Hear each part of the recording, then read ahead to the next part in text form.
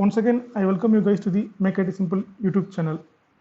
This video is continuation to my previous video, which is learning about Python. If you didn't go through my previous video, just go through it and come back to this video. I have given the video link in the description section. In this video, I will talk about if statements in Python. These if statements are extremely important in any programming language, and that allows us to build programs that can make decisions based on some conditions. So if some conditions are true, we are going to do some certain things, otherwise we are going to do some other things. So let me show you like how to write a program that simulates with if condition. Let's get into the demo. And here already I created a file with the extension of py over here. What I am doing is like I'll be just creating a variable, this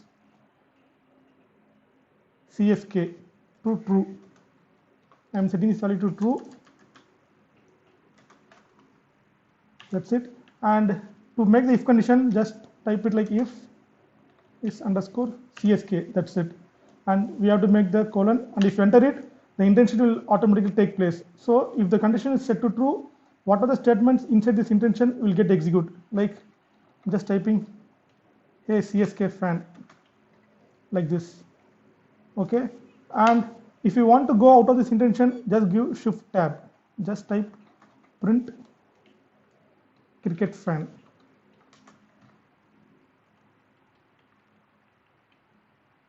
Okay. Now if I try to execute this function, means what it will do is like if it will, the Python interpreter will check the value of the variable. Like if csk is true, means it will print this value, and it is outside of the intention, so it will always execute this this line print cricket fan. Let's see over here, and it is throwing some error. Okay, the variable is not this true. So we need to give this value, okay, true. Now if I try to execute this, means it's printing a csk fan and cricket fan. Suppose if it's not a cricket fan, means I need to have like other statement, right? So what I have to do is like I need to make else condition. Similarly, else I'm printing here, just print.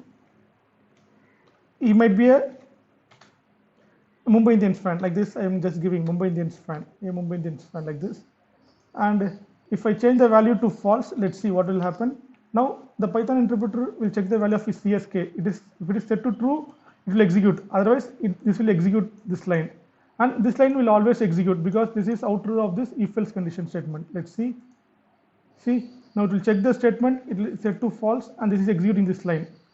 And there will be some condition like, okay, if this is not to true or false, that might be other condition, right? So I'm just making this value if is Mumbai Indians mi to true.